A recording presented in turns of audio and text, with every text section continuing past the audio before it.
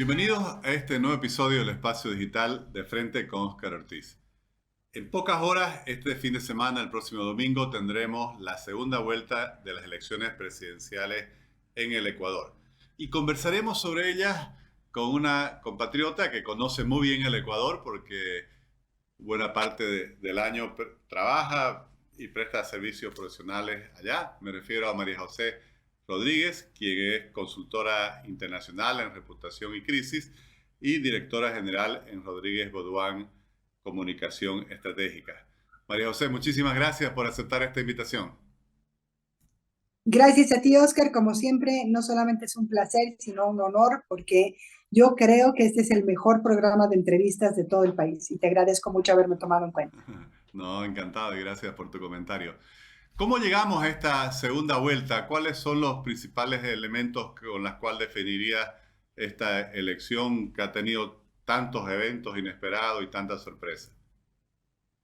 Bueno, primero creo que esta es una campaña, como lo dicen todos los analistas en Ecuador, la última parte de esta campaña ha sido aburrida, lenta, eh, muy predecible y sobreofertada, ¿no? Es decir, los candidatos en esta última etapa, en esta segunda vuelta, han sobreofertado aquello que no van a lograr hacer porque el mandato que tienen es de 1 año y medio. Acordarse que en el Ecuador, cuando existe esto de la muerte cruzada y entonces se tienen que ir a su casa, como dicen los ecuatorianos, tanto el presidente como la asamblea, se llaman a nuevas elecciones, pero esas nuevas elecciones es solo para terminar el mandato.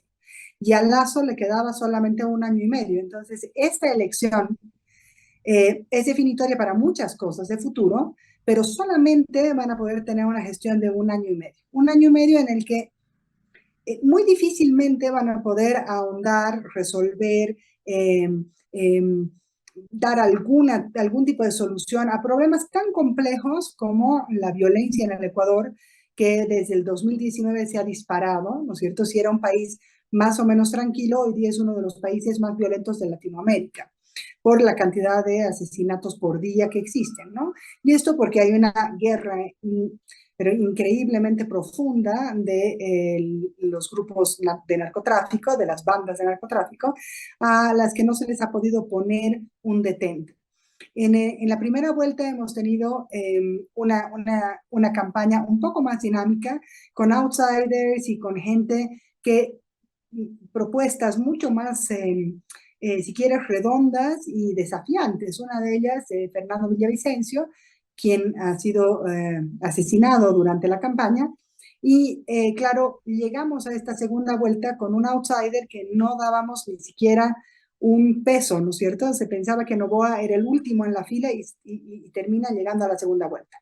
Entonces, Noboa, aunque es hijo de un político de raza, es un joven nuevo en la política, muy bien intencionado y con mucha preparación, pero nuevo en la política. Finalmente, sabe, conoce, tiene un apoyo de un partido, pero no tiene la, la estructura ni la dinámica partidaria que sí tiene todavía el correísmo. Y hay que acordarse que Correa decide poner una candidata que es una candidata que en este último tiempo se ha mostrado muy falta de alma, ¿no es cierto? Se la ve como una marioneta que es trabajada por Correa y que le falta verdadera propuesta propia, pero se entiende porque Correa todavía tiene un poco de este trauma, si se quiere, de haber sido traicionado por Lenin Moreno. Entonces, quiere poner a alguien a través de la persona que pueda hacer lo que el partido debería hacer, sigue siendo el director de campaña, sigue siendo la persona que le da el apoyo, que le da como la bendición atrás al candidato que fuere. Eh, entonces, es una campaña compleja.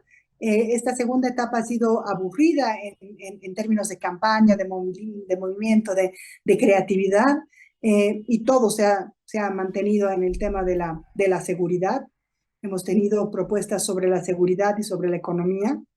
Y claro, lo que ha hecho Luisa González es decir, nosotros ya lo hicimos, nosotros logramos que tuviéramos un país en calma, tranquilo, boyante, con crecimiento, teníamos carreteras, que Lazo dejó que se hundieran, teníamos seguridad social, teníamos seguridad en las calles, teníamos una economía que nos hacía crecer más o menos a todos, por lo tanto, ya lo hicimos, sabemos cómo se hace.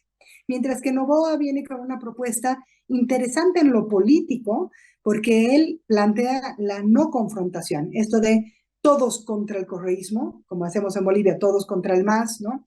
Esta idea de seguir confrontando, ahondar la polarización para que resurjan solamente dos candidatos, Noboa rompió con esa propuesta y fue el que dijo, yo voy a gobernar con todos, yo voy a hacer alianzas, yo voy a llegar a todos, muy consciente de que hay más de una mitad del país que es correísta y es correísta desde siempre, pero además se volvió correísta ahora con tanta desilusión. ¿Qué hizo Noboa de interesante eso? Justamente romper el tema de la polarización y así pasó a la segunda vuelta. Pero después se le acabó un poco el discurso de la no polarización y han quedado en las ofertas muy similares, yo sé cómo hacerlas. Una dice yo lo hice antes, el otro dice yo tengo una nueva manera de hacerlo, tenemos una manera más joven, más orgánica, más transparente, ¿no? Pero básicamente las propuestas son, digamos que muy similares y centradas en lo mismo, por lo tanto se ha dicho que es una campaña aburrida, ¿no? María Y José, sobreofertada. de lo que decías justamente me llamó la atención lo que mencionabas de que se convierte Noboa en un candidato que inesperadamente llega a la segunda vuelta y con una estrategia de no confrontación. Te decía que me sorprende porque lamentablemente en las sociedades polarizadas que vivimos hoy en todos nuestros países, pareciera justamente que una posición, por así decir, más moderada, menos confrontadora, queda asfixiada por la misma polarización y por los candidatos que representan posturas mucho más, no sé si radicales, firmes, cada uno la calificará. Y lo estamos viendo que eso se ha repetido en casi todas las elecciones que ha habido en distintos países de Latinoamérica. ¿Qué fue lo que sucedió en Ecuador por el cual se generó, no sé si una estrategia, una oportunidad diferente para que el candidato Noboa pudiera llegar a esta segunda vuelta con una estrategia que más bien se alejaba de esa polarización? Bueno, yo creo que esto de la estrategia de no polarizar ha sido una estrategia consciente y difícil, porque es muy complicado no polarizar en un país tan polarizado como el Ecuador, en el que la división es clarísima entre correístas y todo lo demás. Entonces, la propuesta de no polarizar por lo menos fue novedosa, pero coincide y sintoniza muy bien con la sensación de los jóvenes, y te estoy hablando de jóvenes, hablando de, digamos, sub 45, ¿no? Tampoco estamos hablando de chicos de 20, pero los jóvenes han tenido una saturación de la pelea política, saturación de la pelea de los políticos. Y entonces lo que hace Noboa es mostrarse como no político, como una nueva propuesta mucho más honesta, más genuina, ¿no? Más fresca, en la que él no solamente va a trabajar por los jóvenes, sino que como es joven, sabe lo que pasa con los jóvenes y va a poner ciertos elementos para enrumbar al país de acuerdo a los valores que hoy tienen los jóvenes. Entonces, esto solamente es en hipótesis, porque por supuesto aquí no hay un estudio que nos pueda decir si estoy o no correcto, pero viendo un poco el comportamiento de los electores y viendo un poco el comportamiento en estos últimos 15 años del Ecuador, lo que sucede es que la propuesta valórica de ir contra la polarización implica: voy a darte una nueva opción, soy una persona nueva, no soy un político tradicional, pero estoy escuchando las necesidades tuyas en términos de valores y no solamente necesidades económicas, hard, ¿no? No solamente las necesidades básicas, no solamente prometo cumplirlas y cubrirlas, sino que también estoy aquí como joven, como parte de esta nueva sociedad, respetando ciertos valores que sí hemos alcanzado, como la igualdad de género, la equidad, la no discriminación, la apertura a hablar de aborto, etcétera. Son elementos que condicen con él mismo por ser joven, es decir, que se los han endilgado o se los ha percibido junto a él solamente por ser nuevo, no político, no confrontar y por ser joven. Entonces, diríamos que el aprendizaje es que la polarización nos pone en las peleas entre dos conceptos o ideas de mundo, ¿no es cierto? Dos culturas, dos sistemas de valores, dos maneras de mirar el mundo. Y esas dos maneras de mirar el mundo son totalmente o diametralmente distintas, mientras que Novoa se pone no solamente que en el medio, sino que dice, yo estoy aquí, yo no estoy en el medio, sino que miro las dos cosas, saco lo mejor de ambas y puedo combinar todo esto porque estoy dentro, porque vivo estos valores, porque voy a seguir respetando el flujo del tiempo, los cambios que se han dado, el proceso de cambio lo voy a respetar, pero desde una mirada distinta de no estar, digamos, adscrito a una ideología totalmente de izquierda, de esta izquierda populista, etcétera, sino que voy a dar una propuesta pensada, en economía muy firme, clara, pero con los valores de los jóvenes, con los valores de este proceso que curiosamente el correísmo se los había adjudicado para sí, ¿no? Era solamente el correísmo puede tener estos valores de avance de la sociedad, de proceso de cambio, y todo el resto no lo hace y puede ofrecerte mucha economía, pero vas a perder todo lo demás que has ido ganando en el tiempo y que son luchas sociales y luchas de equidad muy importantes que la gente no quiere perder. Entonces te diría yo que se trata más de los temas de valores que de economía. Si antes se decía, oye, se habla de la economía, it's about economics, ahora te diría que se trata de los valores. Y se trata de los valores que compartimos y que no queremos dejar y que nos da miedo que se vayan a perder cuando viene una oposición muy de derecha o que parece que nos tira al pasado en términos de valores. Entonces, nuestro votante hoy en día no es un votante que solamente vota, y bueno, eso lo sabemos hace 20 años, que no es un votante que vota por la oferta económica, porque ellos sí, todo el mundo quiere estar bien, pero también quiere mantener su criterio y su visión de vida, este sistema de valores, este mindsetting que tiene que mantenerse y que no está dispuesto a cambiar o a entregar o a hacer que sus hijos no vivan acorde a ellos, ¿no? Y por eso es tan compleja esta elección y por eso va a ser tan compleja las elecciones que vengan en Latinoamérica en adelante. Bueno, y dentro de esa complejidad mencionabas algo muy interesante. Pareciera que el principal mérito para ganar las elecciones hoy se ha vuelto el no ser político, o por lo menos convencer a la gente de que se viene desde fuera de la política. Aunque después vemos que quienes han ganado de esta forma, como no pueden desarrollar buenas gestiones de gobierno, también se desgastan rápidamente.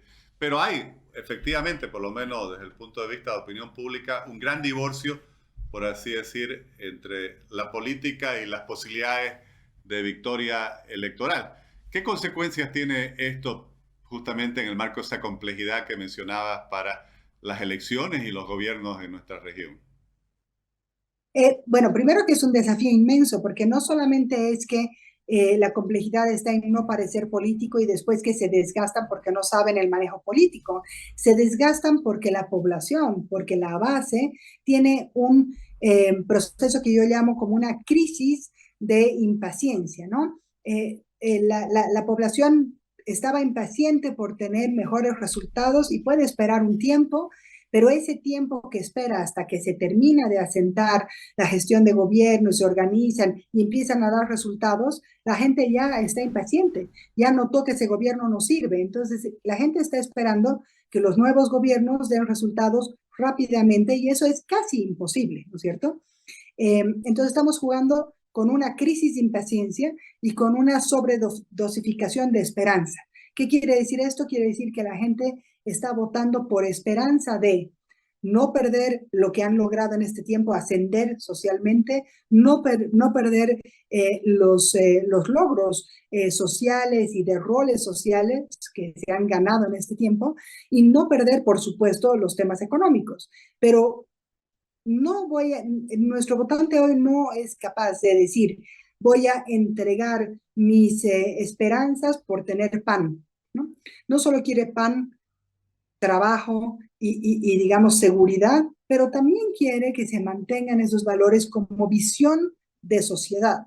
Y eso es lo que lo hace tan complicado. No sé si es que los no políticos que llegan al gobierno no saben gobernar y no tienen el oficio, que es evidente, ese es uno de los temas, pero por el otro lado también tienes una población que está dispuesta a esperar muy poco, que tiene una impaciencia crónica, ¿no? Y esa impaciencia crónica hace que los tiempos sean totalmente divergentes entre los gobiernos y la sociedad, que es un poco lo que le ha pasado a Lazo. Y también, bueno, la gestión de Lazo se ha visto muy mal llevada por un problema que él siempre dice, no he tenido buena comunicación, pero no solamente es que ha tenido una mala comunicación, sino que él no ha creído en la comunicación como proceso, como parte de la política y de la estrategia política, sino como parte solamente del anuncio de lo que estoy haciendo. La comunicación en estos nuevos gobiernos tiene que ser tan congruente y tiene que estar tan cerca del gobernante que muestra no solamente lo que hace, sino los valores que están detrás y lo que está haciendo. Es una comunicación de proceso y no de hitos, que es algo muy distinto a lo que teníamos hace 20 años atrás, o por lo menos hace 10. Entonces creo que Lazo se esforzó mucho en entregar un buen manejo económico, pero se olvidó que la gente vea su gobierno en las carreteras, en la seguridad en las calles, en los temas valóricos, en la no pelea con la asamblea. Por supuesto ha sido difícil para Lazo porque tiene una asamblea totalmente negativa. Y aprendiendo de eso, Novoa dice, yo voy a gobernar con todos, voy a gobernar con la asamblea que me toque, voy a saber hacer buenas amistades, es decir, alianzas, ¿no? Él no habla de alianzas, dice voy a trabajar en conjunto. Y lo que nos está diciendo es, voy a tener la capacidad de no confrontar y sumar a todos a mi mismo barco, a todos al mismo barco del país. Por lo tanto, te estoy reforzando tu esperanza y te estoy minimizando esta sensación de crisis, de desamparo, de crisis de impaciencia. Porque en el momento en que yo puedo trabajar con esta asamblea o con la otra, entonces te estoy dando una gran esperanza de salir. María José, un análisis interesantísimo. Esperamos poder seguir conversando contigo después de los resultados para ver qué va a suceder. Es un país obviamente que tiene muchas similitudes con Bolivia y que también nos interesa muchísimo observar y seguir ese proceso político y social. Gracias, María José. Oscar, solamente una pequeña cosa para despedirme y que este es un examen también para las encuestadoras, ¿no? Como lo va a hacer en Bolivia. Las encuestadoras hoy todas dan una diferencia que gana Novoa por 3, 4, 5 o 6 puntos. Y la pregunta es, ¿habrán medido esta sensación valórica que está tan oculta y no se les va a revertir después? Es decir, las encuestadoras van a tener que dar su examen hoy en Ecuador y nos van a tener que enseñar después a leer mejor estos 6, 5, 6 puntos porque no son decidores. Entonces, este domingo todo puede pasar. Creo que las encuestas no nos están diciendo algo muy claro y podríamos tener grandes sorpresas. Así es, excelente. Muchas gracias, María José. Y O a ti, obviamente pues. todos estamos con esa, yo diría, incertidumbre, ¿no? Que ya las encuestas prácticamente no generan ese conocimiento o esa tendencia que uno antes más o menos ya le daba una cierta certeza de cómo iba a ser el resultado. Muchísimas gracias. Sí. No, pues a ti, y aquí estamos para cuando quieras conversar. Gracias.